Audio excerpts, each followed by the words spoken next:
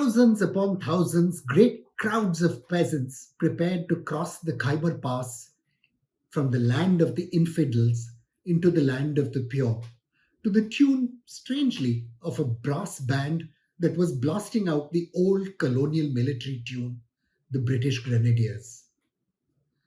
The summer of 1920 saw a great messianic frenzy seize the plains of northern India, inspired by politicians who were arguing there was no space for Muslims under British colonial rule. The migrants hoped their hijrat or emigration on the model of the Prophet Muhammad's own journey from pagan ruled Mecca to Medina would lead them to a new life in a new Islamic state. Earlier this week, the print exclusively reported that Jihad commander Maulana Masood Azhar Alvi gave his first public speech in 21 years, appearing at his mosque and seminary in Bhavalpur to commemorate the fall of the Khilafat or Caliphate in 1924.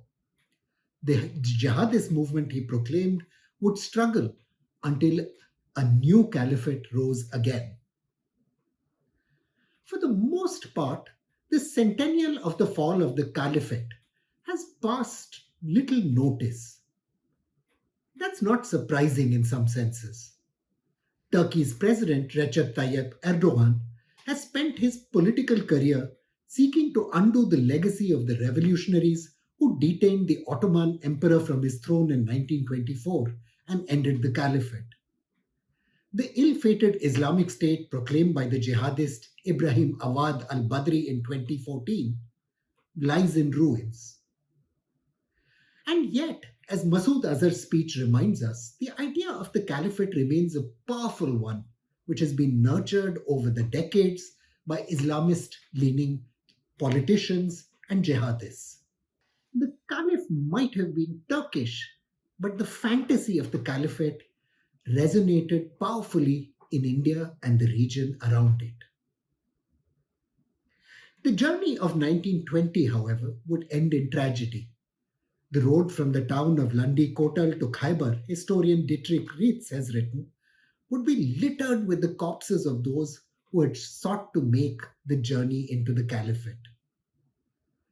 The muhajirin or migrants, especially those who went as far as Kabul, have terrible stories to tell of their privations on the journey and the harsh and in many cases brutal treatment they have received from the people of their adopted country, one British colonial document records.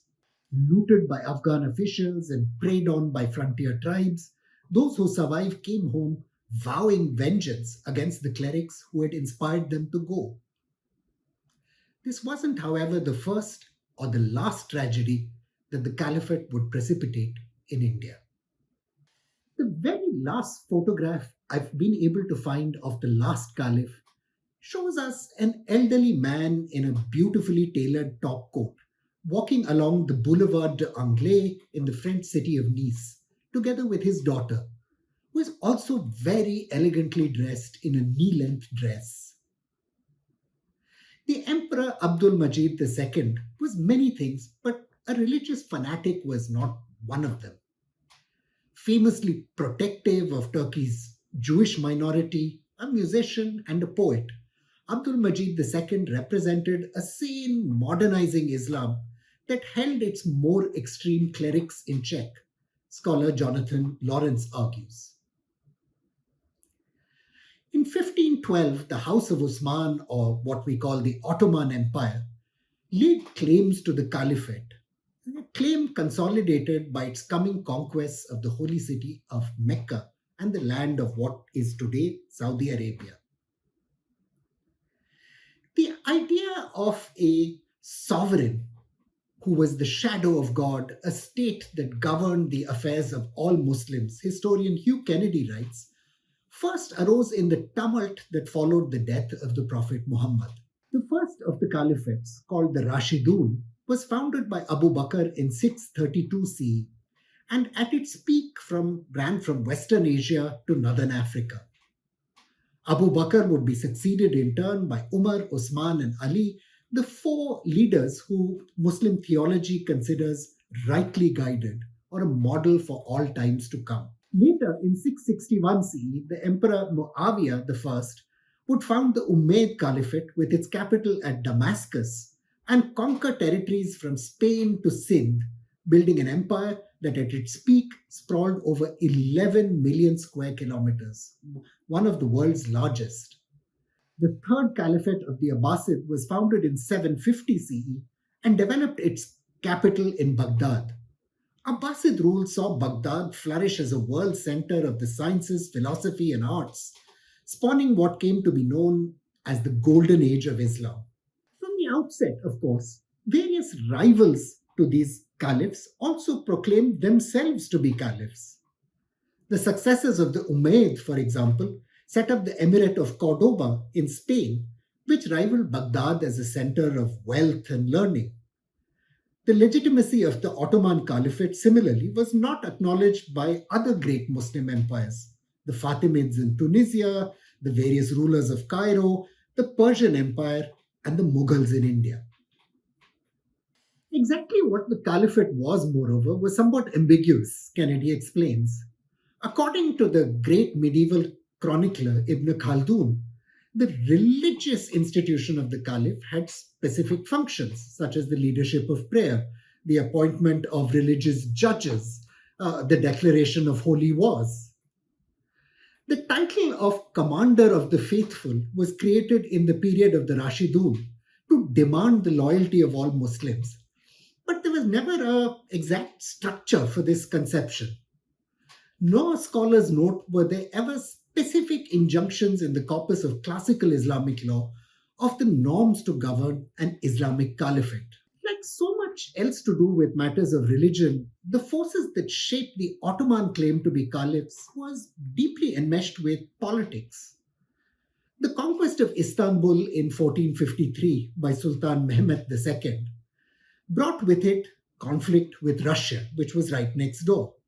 From 1676 to 1914, the Ottomans fought 13 wars with Russia, increasingly invoking religious symbols and solidarity to seek the support of Central Asian Muslims ruled by the Tsars. To sustain its geopolitical position, the Ottomans also entered into close allegiance with colonial Britain, which in turn, of course, was concerned with protecting its Indian possessions against possible Russian expansion southwards. Thus, during the 1870s, the British even allowed the distribution of pro Ottoman pamphlets printed in Istanbul urging Indian Muslims to rally against Russia.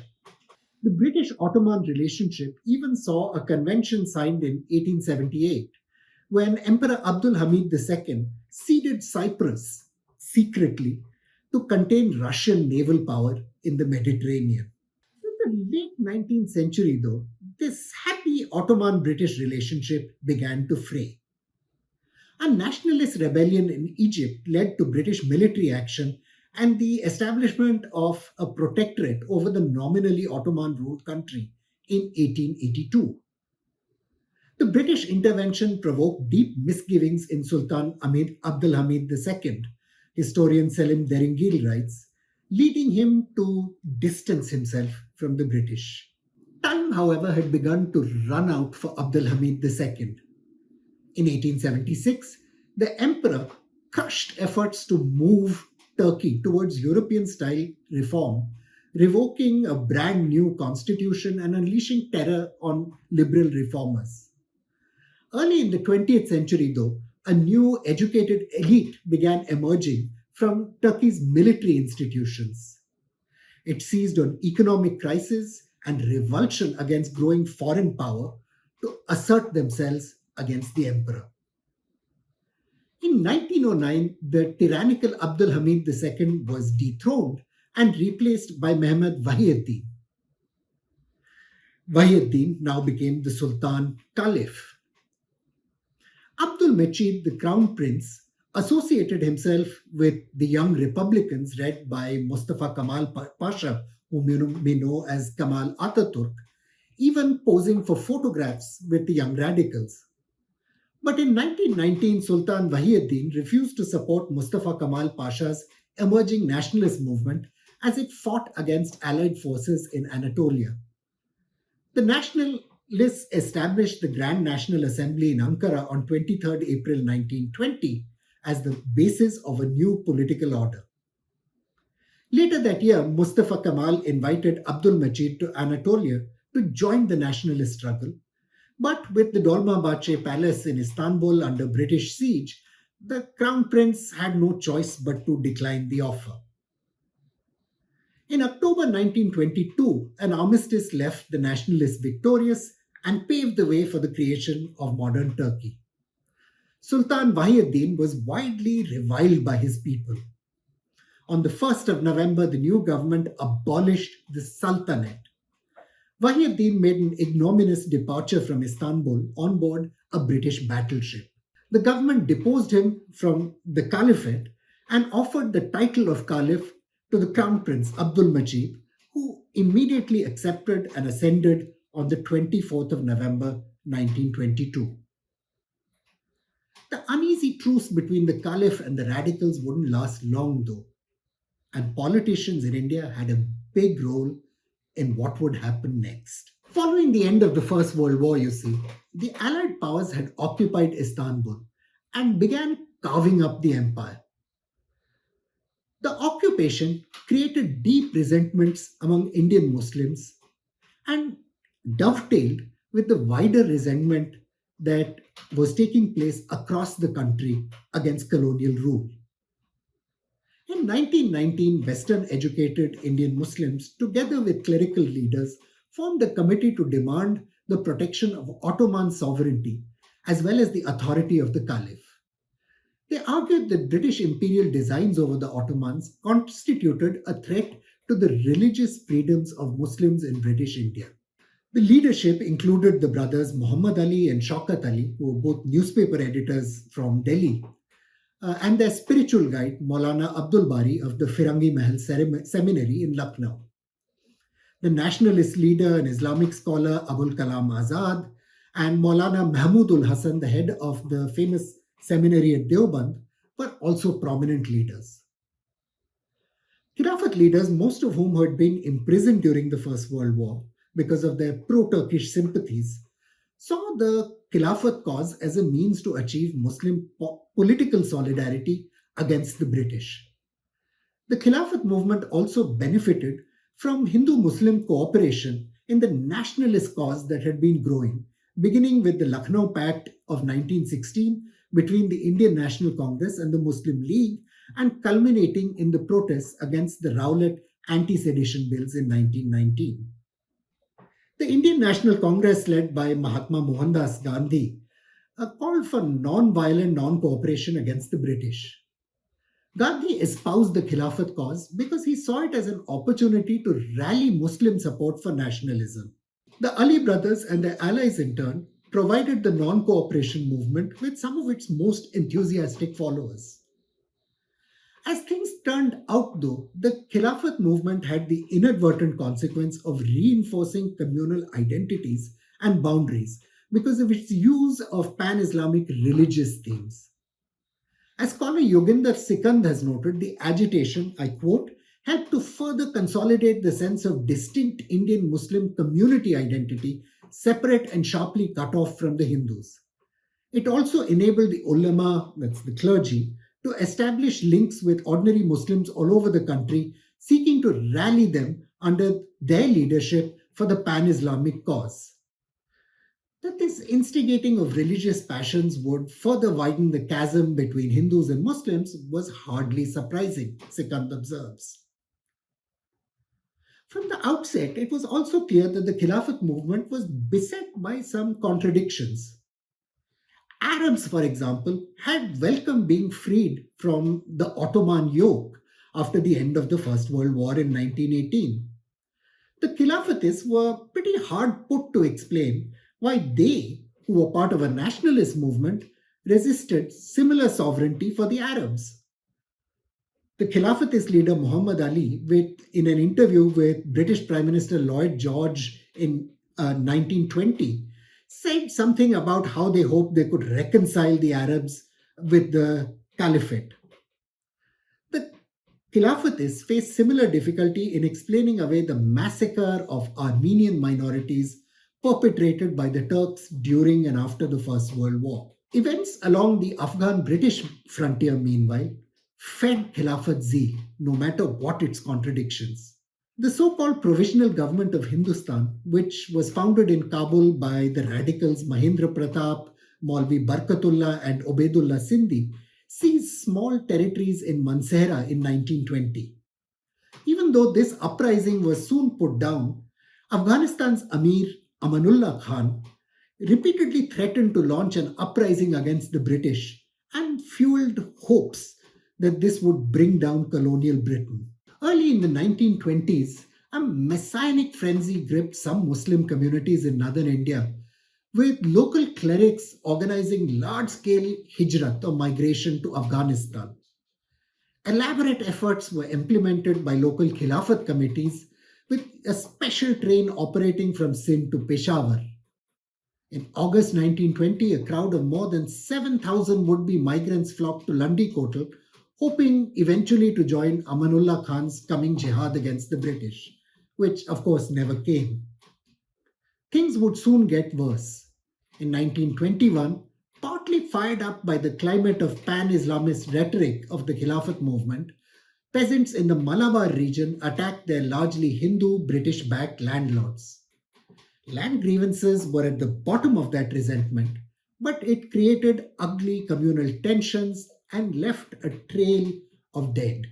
Even though Turkey's parliament had decided Abdul Majid would no longer be emperor, only caliph, every week saw him staging grand processions to Istanbul's mosque for the Friday prayers, on one occasion arriving in truly imperial style at a mosque on the Bosphorus in a giant barge rowed by dozens of oarsmen.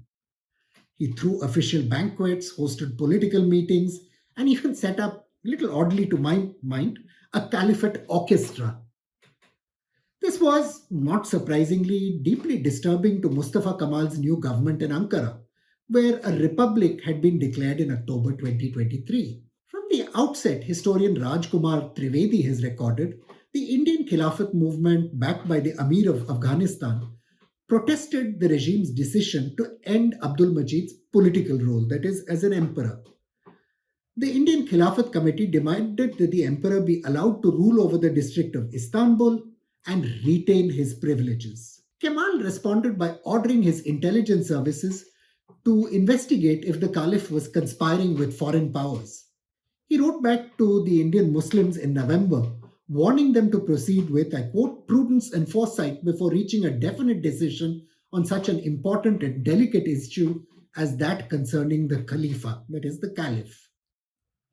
Then in November 1923, the Aga Khan and Sayyid Amir Ali warned that, and I quote, any diminution in the prestige of the Caliph or the elimination of the Caliphate as a religious factor from the Turkish body politic would mean the disintegration of Islam and its practical disappearance as a moral force in the world.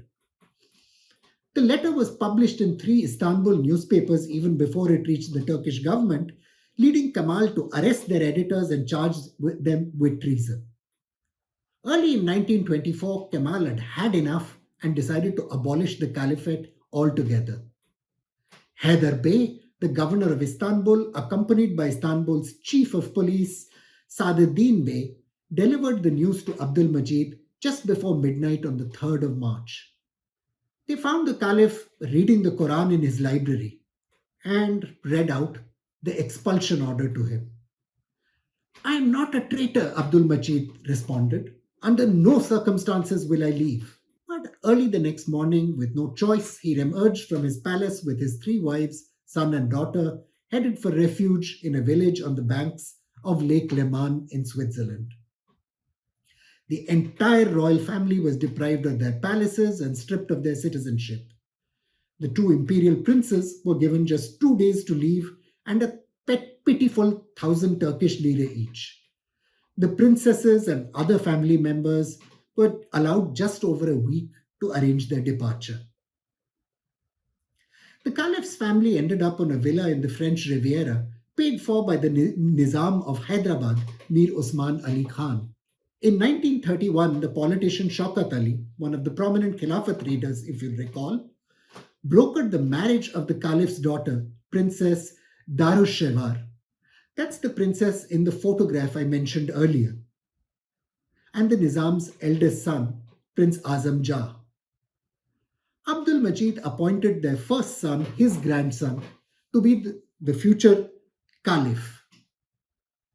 But there would be no future caliph. Lieutenant General Gul Hassan Khan, who served as the last commander in chief of Pakistan's armed forces, tells us in his memoir that it wasn't for trying. In 1948, as the Indian army moved into Hyderabad, the Nizam appealed for help from Pakistan. We know at least one shipment of .22 pistols was sent on a DC 3 aircraft. A United Kingdom based firm was suspected to be trafficking weapons to the Nizam using British nationals. Indian intelligence reported that Hyderabad was also negotiating a large weapons deal with a Czechoslovak firm. The weapons ended up with the terrorist gang of Qasim Rizvi, the leader of the so called Razakar militia.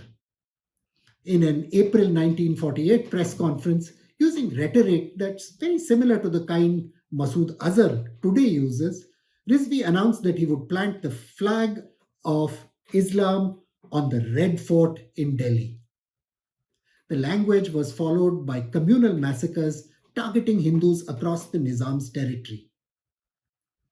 Exactly how the Nizam's militia and army were put down remains one of the most contentious chapters in Indian history and least known. Perhaps we'll come back to it in a future episode. The historian Sunil Purushottam records that contemporary investigation revealed the large scale killing of Muslims.